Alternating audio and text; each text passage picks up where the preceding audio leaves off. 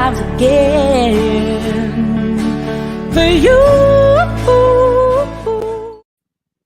Hey, family, welcome back to the July Impactful Conversations with Gail Guest Brown.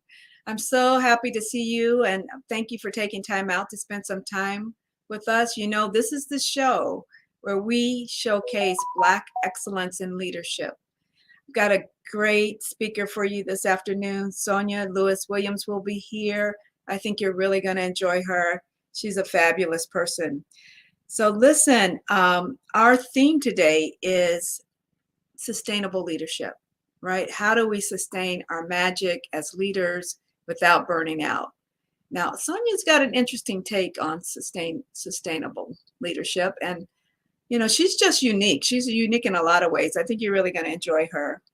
But I wanted first let you know that the hot topic today is Black women's equal pay day. It's coming up September 2nd. At Guest Brown Impact, you know, we believe our vision statement is of women standing in their power, speaking their truth, and commanding their world, you know? And so in honor of that, we celebrate Black Women's Equal Pay Day. And here's some fast facts about that. So Black women earn about 63 cents on the dollar as their white male counterparts, right? So there are some inequities in the workplace. It's been a very stubborn inequity, in fact. When I look at statistics on how women are doing in corporate America in the workplace, Black women are at the very low end of that equity equation. Women of color and Black women, right? We can see here that compared to white women earn 79% compared to their white male counterparts. That makes a difference over the course of their careers. That equates to just under $983,000. I don't know about you, but I could use an extra $1 million. So this is an important fact. Black Women's Equal Pay Day is a representative day. It's how long we have to work into the year to make what our white male counterparts make. So just a word of awareness around that. What can we do to equify that? We'll talk about that in just a minute. Some Black women are cashing out, right? Black women entrepreneurs are the fastest growing segment of entrepreneurs in America. Unfortunately, we are probably the most undersourced entrepreneurs in America because, you know, our racial inequities that also carries over to venture capital. At Guest Brown Impact, we believe that these gender and racial inequities are simply leadership challenges. They are the leadership challenge of our generation. We believe we're the generation that can fix these things. So what I've done is to attempt to do our part. There's also research out that shows that women on average don't negotiate as much as men do. The pay raise survey showed that a third of men responded that they're willing to ask for 10 to 12% raise, whereas a third of women say they're only willing to ask for 6 to 9%. Now, I know there are certainly systemic issues at play, but we need to do our part. Handling negotiations wisely and strategizing to mitigate the biases are important elements to leveling this playing field. On Saturday, August 6th, we're going to have a Brand Your Brilliance and Negotiate brunch and lunch from 11 to 2 p.m. Now that's going to be on the beautiful outdoor patio of Seasons 52 at Arden Fair Mall. So it's a local event. Please do plan to join us. In just 3 hours, you will learn the knowledge on how to self-edit your branding and learn negotiation strategy. You will lead with an implementation plan for your next salary negotiation. You know, salary negotiations count. Just a simple raise of $5,000 invested correctly could amount to a increase of just $1 million in the course of your career. So Could you use more money? I know I can. Come on, sis, let's register. So if you would drop that registration link in the chat, I would love to see you. Uh, it's different. I mean, women aren't, it's not something we have been doing a lot of, but it's not rocket science, and you don't have to do it alone. So join us at Seasons 52. Next slide, please. So join us and let's equity correct this gender bias by doing our part and negotiating effectively. Next up, we're going to have Sonia Williams Lewis, and she is a brilliant author and a DEI practitioner. So Sonia, I met Sonia at another. I'm a perpetual learner, and I met Sonia in another mentorship program that I'm involved in. And she and I have similar backgrounds. We're both DEI practitioners, but her perspective is a little bit different than mine. She's an educator turned entrepreneur with over a decade of expert experience helping organizations curate safe and brave spaces for courageous conversations about race, inequity, and belonging. She's not your typical DEI practitioner. Sonia helps teams transform mindset, climate, culture, and improve the global footprint with her AAA approach to equity. We'll talk about that when she comes on. She's the founder and CEO of Ascribe Educational Consulting, LLC, and Equify Humanity, a 501(c)(3) with her vision has always been to marry educational equity and social justice. She is a graduate of the prestigious Spelman College, where she earned dual degrees in history and psychology. She went on to earn a master's degree in education and a secondary training credential from San Francisco State University. She's a recently published author of the highly anticipated book, Monsters and Aliens. What a title, right? So can't wait for you to learn more about this fantastic, amazing young woman, Sonia Williams Lewis. Please do join us. Hey, Sonia. Good afternoon. Thank you so much, Gail. I'm so excited to be here and have this conversation. Sonia, it's nice in just prepping for this call. It's nice to learn a little bit more about you. Please, I know I shorten your bio quite a bit, so please take a minute to tell folks who you are as a person. Yeah. The way I introduce myself, I'm kind of a quirky alien kind of person, hence the title of my book, right? But I liken myself, for those of us who grew up in the 80s and 90s and we listened to rap and hip hop music, I liken myself to that around the way girl that was described by LL Cool J, right? I need an around the way, right? So I'm an Oakland chick. And there's really something I think very special and different about folks who grew up in Oakland during that time period. And so I grew up during an age of protest in the Black Panther Party. I grew up during an age of creativity and arts and culture being cultivated around me. And so I had a parent who was a Vietnam vet, and I had a mother who was working with workers' rights. She was a secretary. And so that page wage thing, that gap for my mother was her lived experience. And she was always like, let's go out on the picket line. So I absorbed those things and internalized them every day growing up. I transplanted to Sacramento when I was in high school, which was a culture shock to me. I said, never coming back to Sacramento. Went off to college, enjoyed myself, discovered my identity. And when I came back to California, unfortunately, my husband and I couldn't afford to buy a house in the Bay Area. So we landed right back here in Sacramento. Awesome. Yeah. I love the fact that you describe yourself as an Oakland chick. And I know Oakland, and it's so rich in culture, and it is the bed of just speaking truth to power. Yeah. So it makes sense that you would be unapologetically ardent supporter of equity, right? So that Absolutely. just makes sense.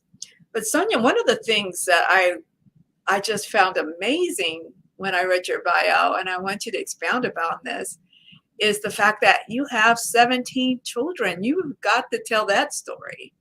Yeah, so my mommy equation, I call it a mommy equation. I have birthed into this world six beautiful Black human beings, boys, as a matter of fact. So I did not birth any girls into this world, Oh and I boy.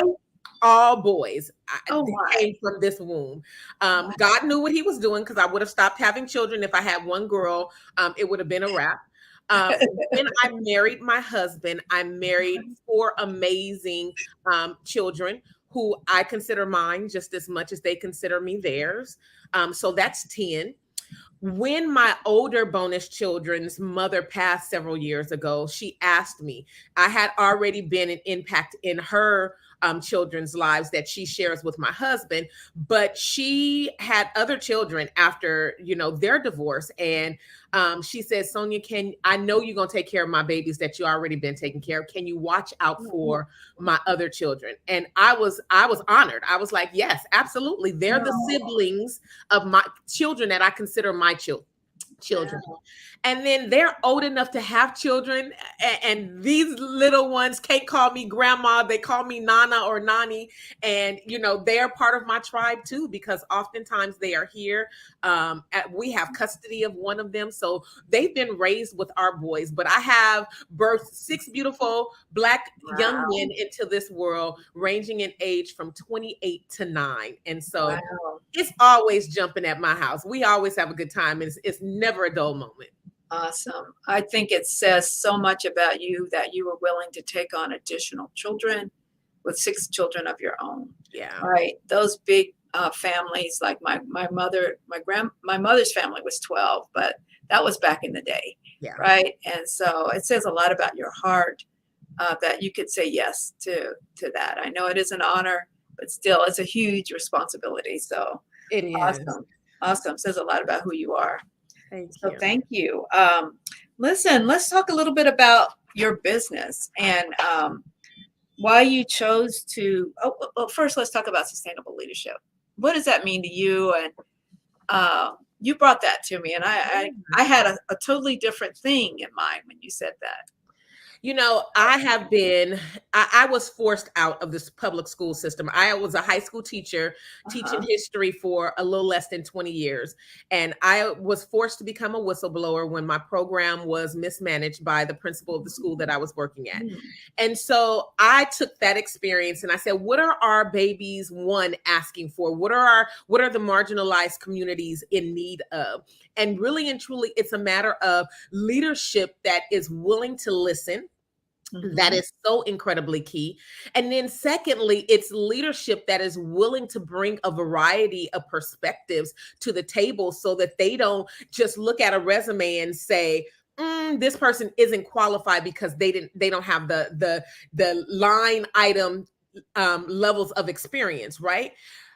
The truth of the matter is, anytime a new hire comes into an organization, you have to train them anyway. So Mhm. why not give someone an opportunity to be trained in a profession who doesn't have the experience, because they might bring some new perspective to that world. The Uh, other thing that we get caught up in as leaders is we might read the name on an application or a resume and can't pronounce it. So we are reluctant to even bring that person in for an interview. Or someone Mhm. might show up in a hajib, for example, and they're like, and you might be like taken back, and I don't understand that culture, so I don't want to take the chance of bringing that person into an organization. And so we have to be really intentional with who we bring into spaces.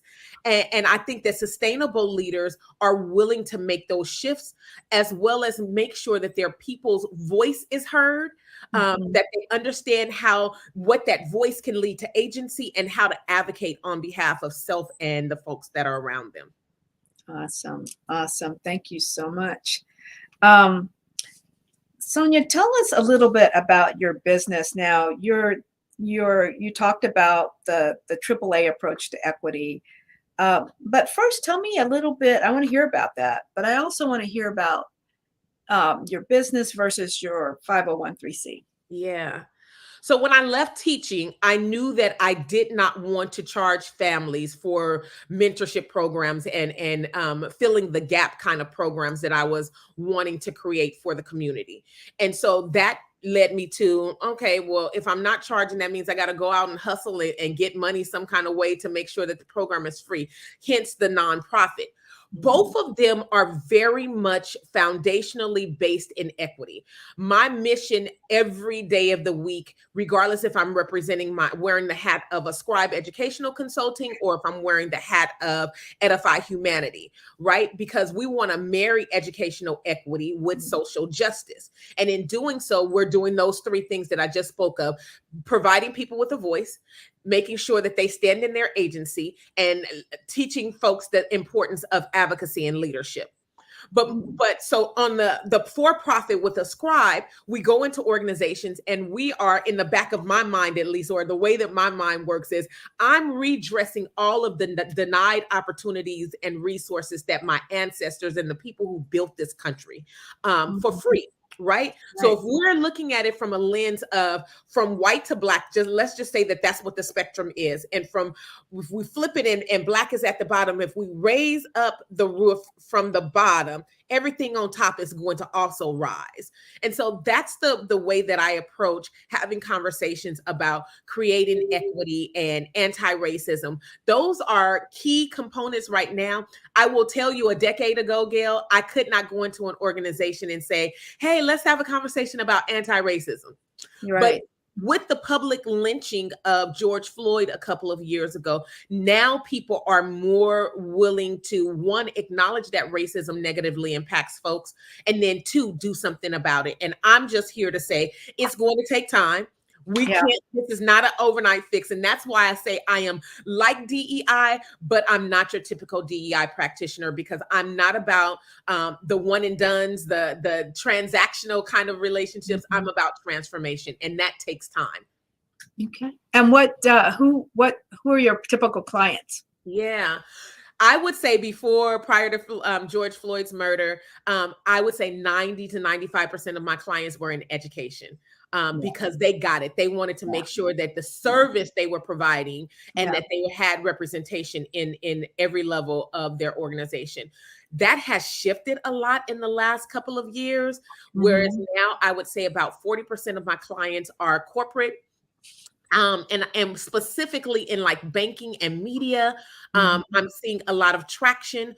But I always say, I don't care how small or big your organization is or what industry you work in, your team deserves a quality equity solutionist to come in and just help you leverage the people and talent that you have, so that people feel like they belong. When people feel like they belong, they produce for you. And if they produce for you, that increases your revenue.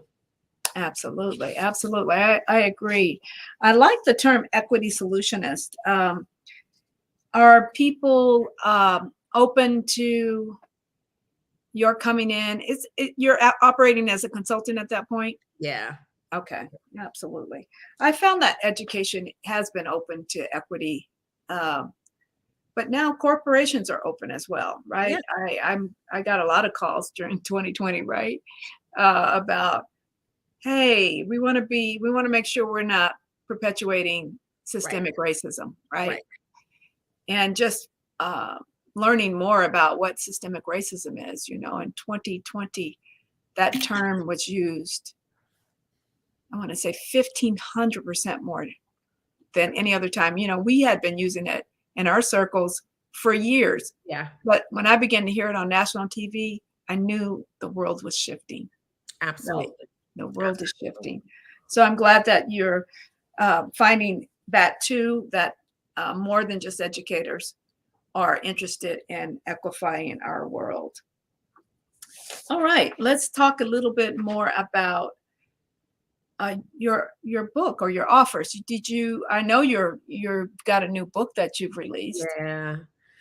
I'm super like incredible. My team includes my family. So not only am I a Black owned, woman owned business, we are a family run business. My mother, I was able to bring her out of retirement, and she's been on my neck for several years. Like, can we finish this book? Like, All this right. would this would change the game for what we're doing and get you into more spaces. So I'm incredibly proud of Monsters and Aliens, the voice you wish they heard. So the crux behind this book is really and truly my 7-year-old self. Again, I consider myself an alien. I consider monsters those people who, with intent, know that they have power and that they use that power to, keep people in control and in their places.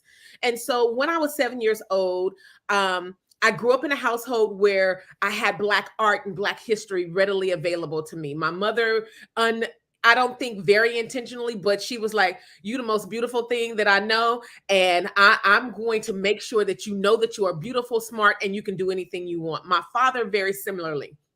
My father, to a high degree, was like, I need to be able to provide for my family, but I don't know I don't know how to be frustrated with this system. And so how I internalized it was, we go to school every day and we say this thing called the Pledge of Allegiance.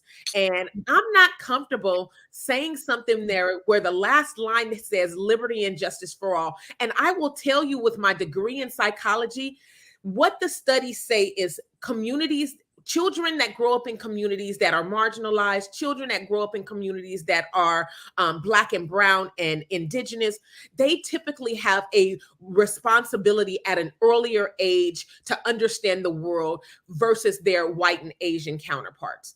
And so, with that being said, at age 7, yes, I said I can recognize that Black folks were treated a little bit different. And so I went to school one day and I said, I'm not saying the pledge because liberty and justice does not look like it's happening in my community.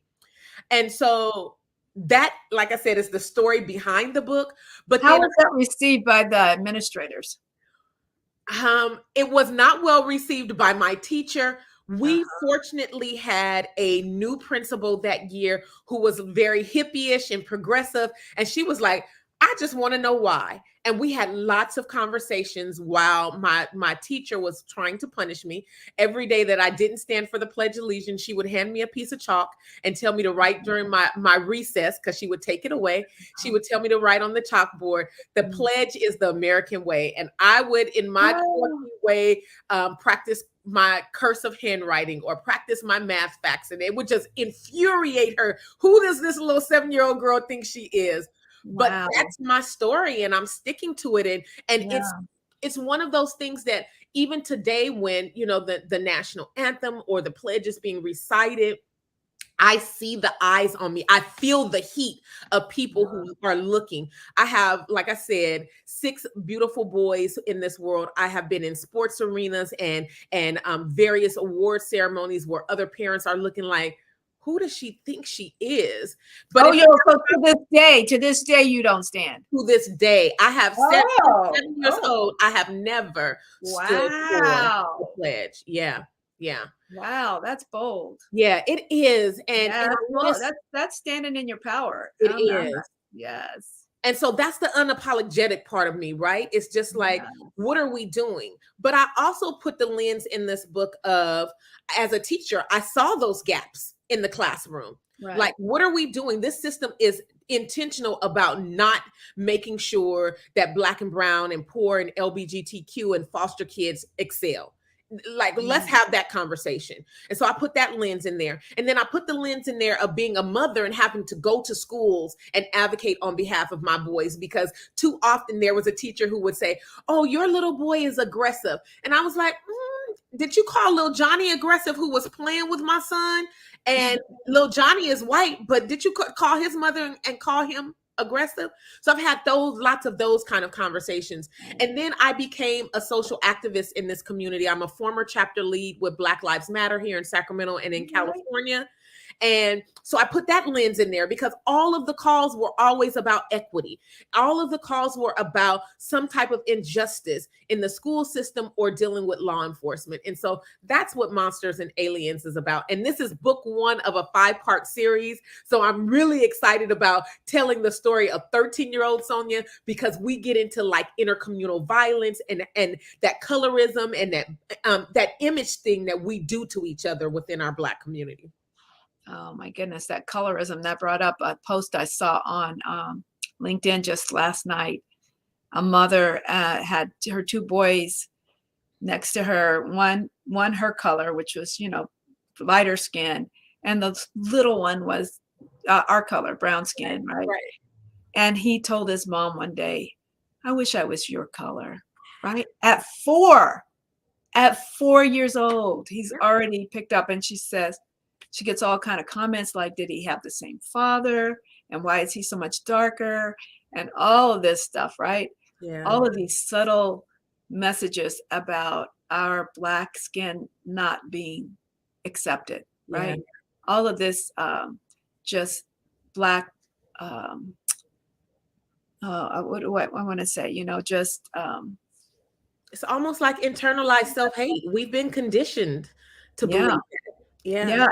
yeah. Even us as a people, right? Anti-Blackness is what I Yeah. was searching for. All of this anti-Blackness. It's so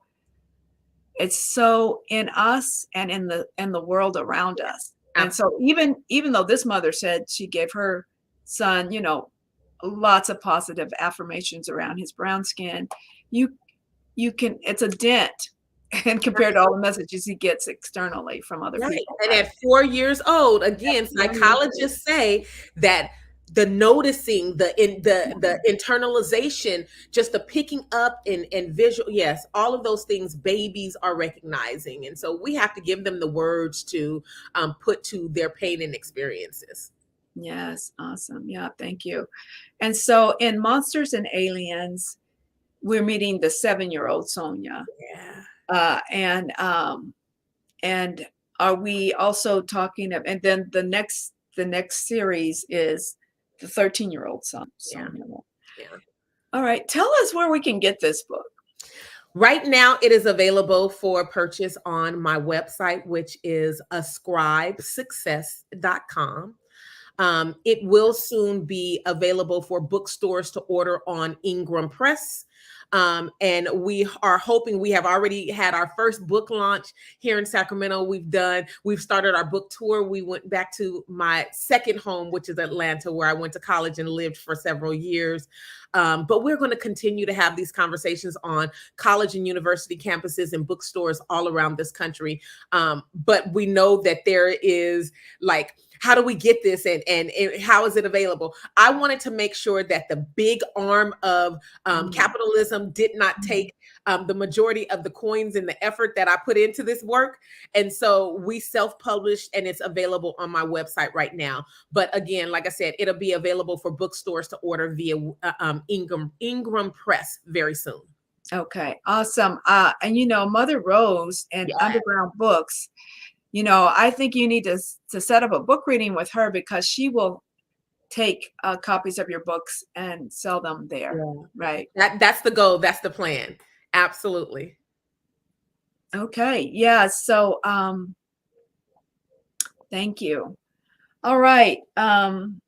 Let's talk a little bit about your nonprofit and what you want to do there. Yeah, I love the nonprofit because I am a trained educator. I received my secondary teaching credential from San Francisco State over 20 years ago. And I kind of miss teaching in the sense of just that interaction with young minds because they keep you honest, they keep you on your toes, and you don't know, the kids say the darndest things. And I always taught secondary, so middle and high school. But when the pandemic hit, I had 5 kids who were ranging from first grade to their first year in college, who were all home, right? My college boy had to come home his freshman year. Wow. So I had a first grader, a fourth grader, a seventh grader, and an 8th grader. And so nothing was organized. There was no structure to this at distance learning. And so I just put on my hat one day. I said, they're giving you only enough work to do in a couple of hours and independently. Yes. I am for sure that other parents are struggling to make sure that their kids are getting a quality education. So I started something called the Teach-In that I've done in various versions at lots of schools around the Sacramento Valley. Yes. But so specifically with this initiative, it was a virtual academy.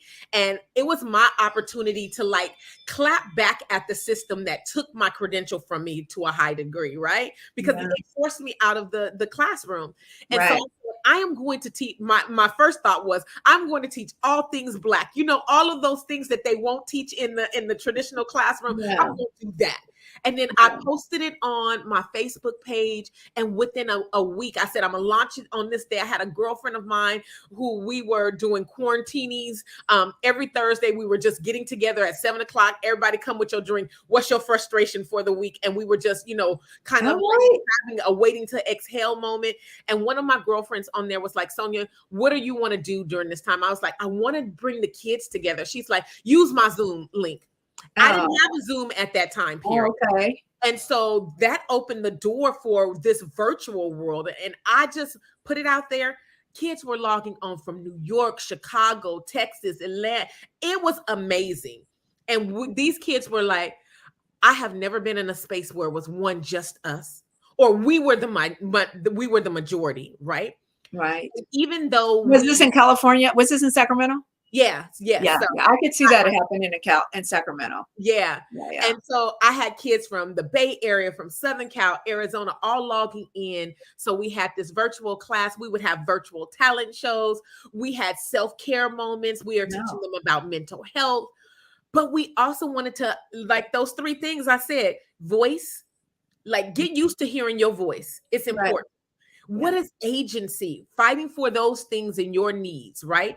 And then advocacy and leadership. How do we make sure that we are moving in a way to make sure that those needs become the norm? We're taking care of those things. So that's my teaching. Now we do it every summer.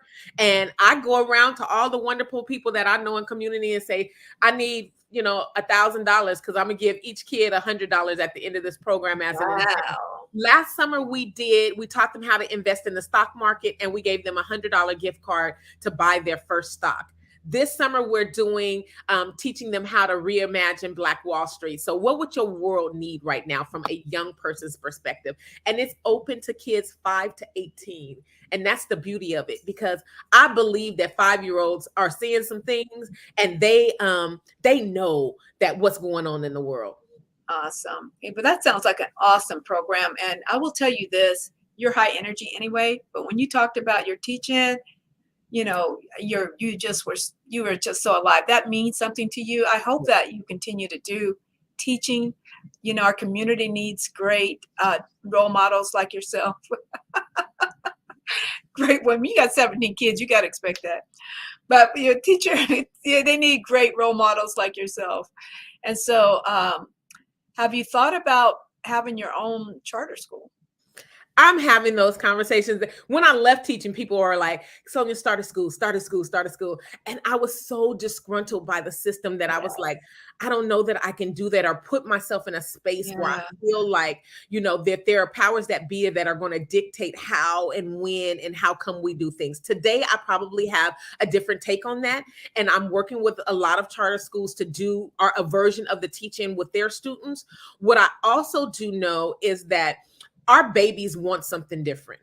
And so whatever that different is, I'm willing I consider myself an excellent curriculum writer and program developer. So when we say that this is a need, or someone comes to me and say, this is a need, let's create something around that.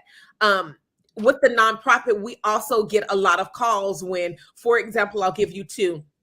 I have an administrative staff person with Elk Grove Unified School District who was released without cause.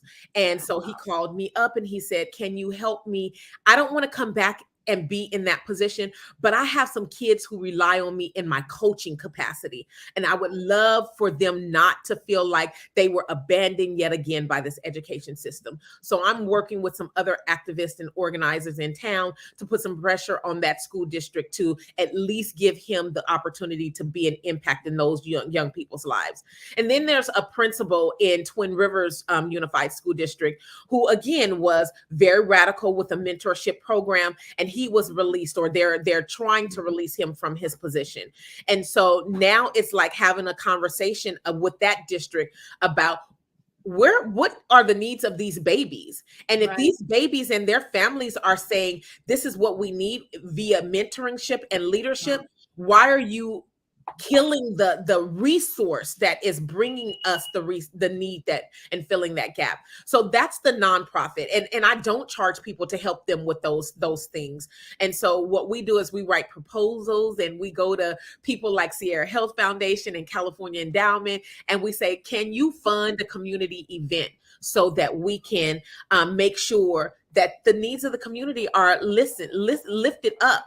And oftentimes I have access to media, and I can call and say, I'm putting out a press release because this happened in the community, and the media will come out just because of my presence in community. Oh, that's awesome. That's a wonderful service to people who have been wronged by the system. So many of us have. Right. And to have another person to go and to be an ally to you, to advocate for you, is such a medicine and a salve for their souls. So I appreciate you for that.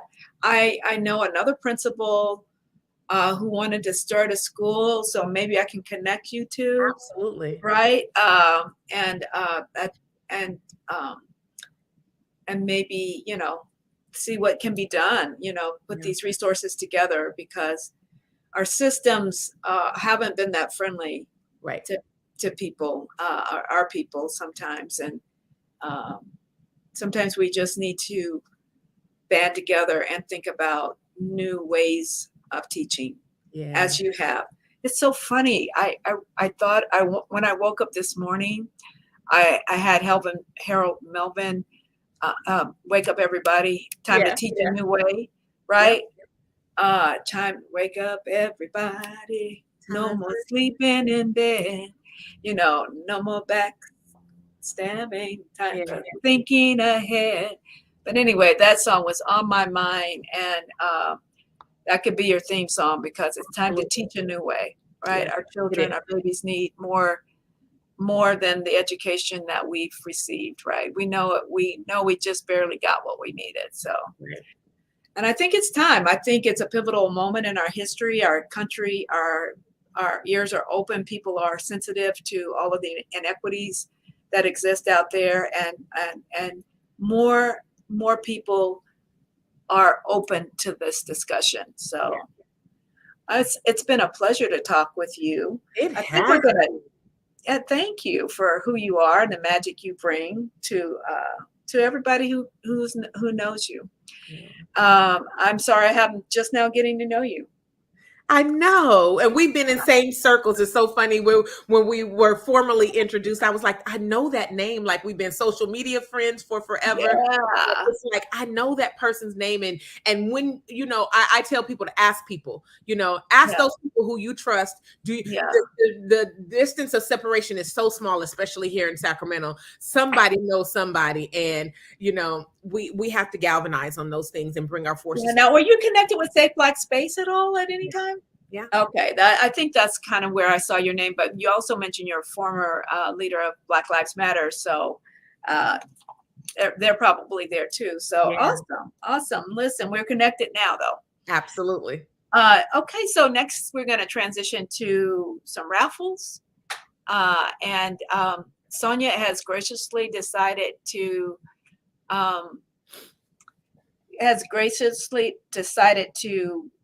raffle off one of her books, and I have a book as well. I want to ask you to put your names in the chat if you're watching online today, so that we can include you in the raffle. We can't see you unless you comment, so please go ahead and say hi or raffle, or let us know what you're thinking out there so that we can include you in the chat. Of course, we're always going to include my Facebook group, the Women of Impact. Their names are always included. They get the inside track on the raffle. So if you want a shot at that, you better get your name in. All right. So thank you so much. And we're going to go to raffles just now. Yep, here's my book, Girl, Get It Right, The Impact Guide to Creating the Life and Work You Dream of. That's up for raffle today. So go ahead and put your name in the chat, and let's see who's out there.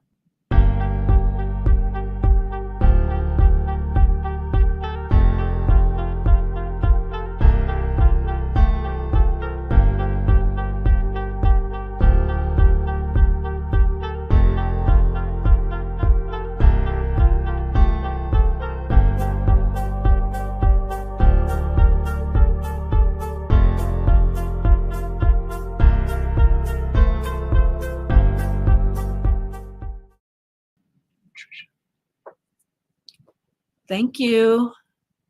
Welcome back, everybody. We've got some winners today. We've got Melanie Richardson. Do you know Melanie? All right. Well, she's going to get a copy of your book. So we'll get her address and put her in. And if you don't mind, shipping her a copy, we'll get her your address. And then for my book, I have Trisha Curry, which is a longtime friend of mine, but I haven't seen her forever. So I'm surprised she's on. So awesome. Thank you for joining us today. And those are the winners of today. And I just want to invite Sonia to have any last comments before we go to the next section to close out our comments today. Is there anything you want that we haven't covered that we should know about you, or any offers that you have coming up? Well, I tell people all the time, offers are I don't know. I never have had to market in the past 15 years of being in business. And well, so that's a blessing.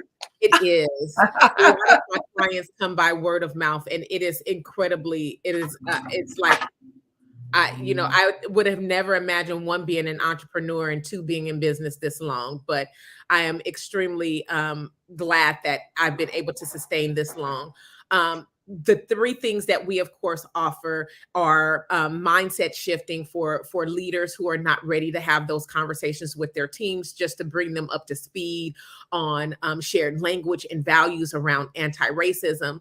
Of course, we facilitate long-term training opportunities and coaching opportunities for organizations, which usually range from 1 to 5 year contracts. And then I come in also as a keynote or guest speaker for various conferences and things. So those three things. The book, of course, is available. One thing that I also wanted to mention, just getting to know you, Gail, was we had this little conversation, especially about the wage gap for Black women, as well as the Great Resignation. And my historian mind, so I have, the degree in history and psychology, but my historian mind would be remiss not to just give kudos to those folks in this moment who are experiencing the marginalization of the organizations that they work for, and they don't have someone behind them that's inspiring them to be that creative force and step out on faith into their own spaces. Because we know that right now this is such fertile ground, specifically for Black women, to get something that we've never had and never been able to imagine before. And so I liken it to during the period of slavery. And those folks who are working in the field had a very hard job. And so they would create tools and mechanism and machinery to make their job easier. I liken that to today's time, right? We're thinking about the things that are at home that made our life easier during quarantine, and we are now being able to capitalize on that. Very similarly, during the Reconstruction period, you had these enclaves of Black cities all over this country who were built up, and they were successful and they were thriving. And I would just not be the person that I am not to mention, like, we just finished up with Juneteenth, and Tulsa was an example of that Black excellence. And because you have this Guest Brown impact and we talk about Black excellence, we actually have to walk in that every day. And so that's kind of, what was on my mind. Yeah, the offers are good, and I appreciate new people coming and reaching out to us. Call us up for a free discovery call. We will easily do that for you, but also be thinking about the people who are in your space and allow for their talents to flourish, because at the end of the day, people who feel like they belong will do a better job for you. And if they do a better job for you, your production will increase, your bottom line will increase. That means your revenue will increase. Absolutely. I love the research on belonging. Companies have spent millions of dollars on diversity and that investment.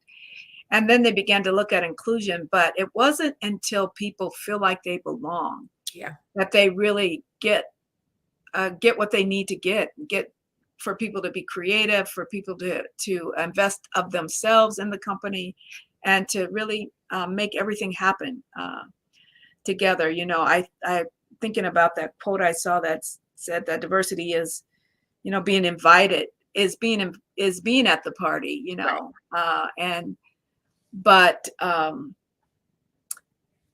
belonging is being asked for your playlist, Yeah. right?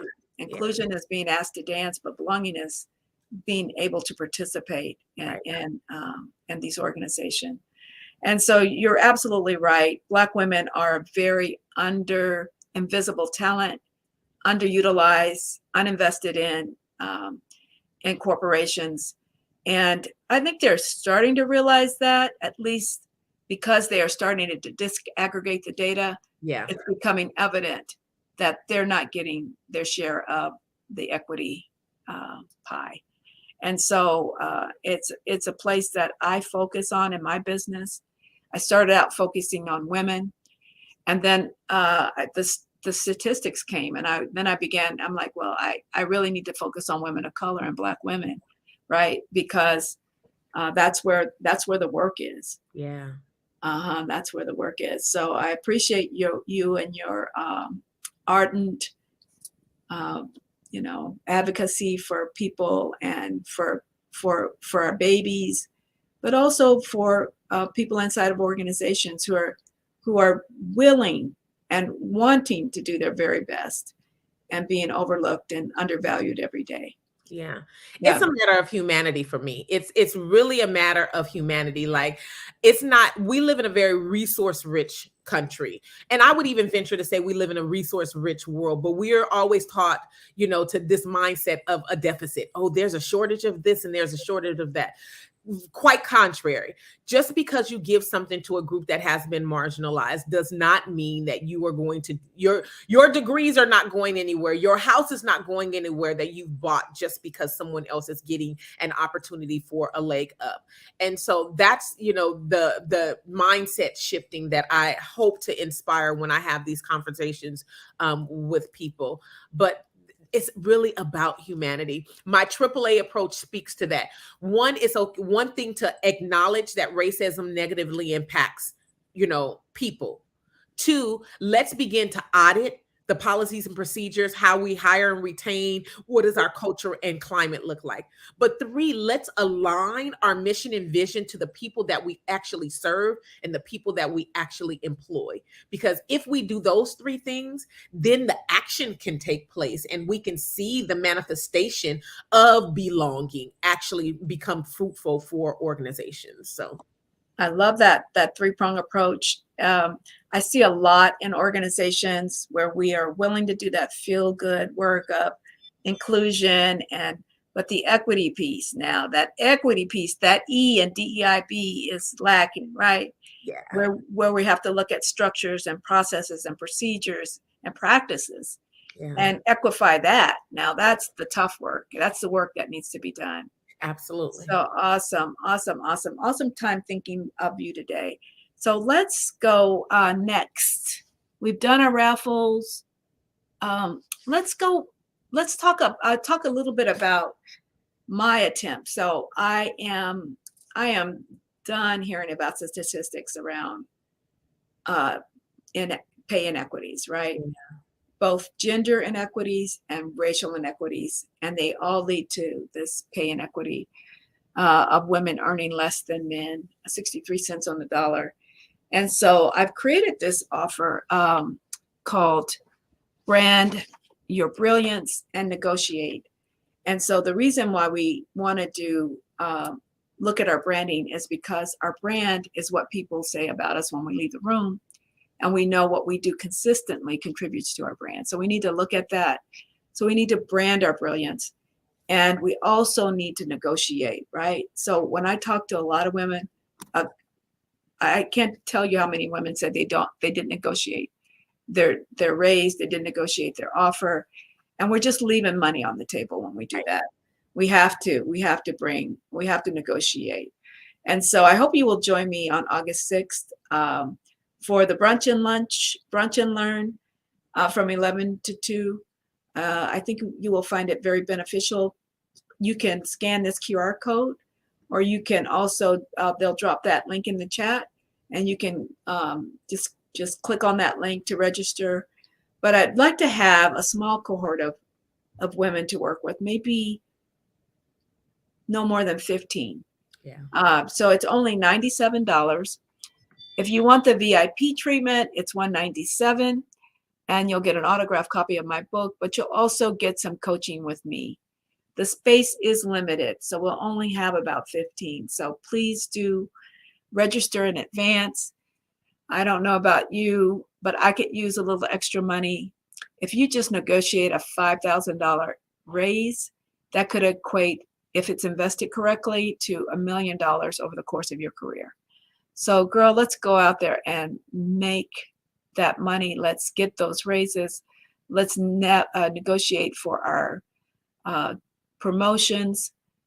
We need to do more. We need to step up. Now, at the same time, the organizations need to be more equitable. We realize that, but let's work with what we can work with, and then hold them accountable to for more equity. You know, I'm thinking about this, and I think it was Amazon. Was it, one of the big tech firms just got sued recently because of unequal pay. So women aren't putting up with it anymore. We did have a huge victory this year with the soccer team, the U.S. soccer team, and negotiating their equal pay. The big thing about that victory is the men's soccer team stood with them. So we need our allies to stand with us when we're advocating for equity. But come on out and join me at Seasons 52. That's coming up. Our next LinkedIn Live is on September 17th at 11:30. And also I'll have Command Your Worth at Work, 6-month coaching mentorship leading. It's a hybrid coaching, individual coaching and group coaching, but we're about to go after it, right? Sometimes it takes more than 3 hours to change our hearts and our mindset about some things, and we're going to go after it in this Command Your Worth at Work. More on that later. That's coming up September 26th. But for now, it's over and out from Guest Brown Impact. And I wondered if is there a question for Sonia? I don't see any comments. I'm sorry. There you go. Can we contact you with questions on how to get better education for our children? Where Absolutely. can we contact? And so I would tell people to go to ascribesuccess.com. We have an intake form that's on the website for questions in regards to better educational equity, resources, curriculum, representation, all of those things we try to stay up on. The other thing is on my direct.me /Guest Brown Impact. Her links are there. My links are there, and her links are there. Awesome. Yeah, thank you. So we hope to see you. Oh, look, I was helping my daughter yesterday. Her apartment is not diverse at all. Oh, yeah. Not at the table. Apartment real estate. Wow. I'd like to know more about that. Thank you for joining us and sharing that. Thank you. All right. Anything else for us before we go? Thank you, Francine, for bringing that in. All right. Well, thank you for joining us for another edition of Impactful Conversations with Gail Guest Brown, where we showcase Black excellence, leadership, and Black excellence. So our next one is coming up. Thank you, Sonia. Thank you. Next one is September 17th at 11:30. Hope to see you there. And I'll rise up, rise like the day, I'll rise.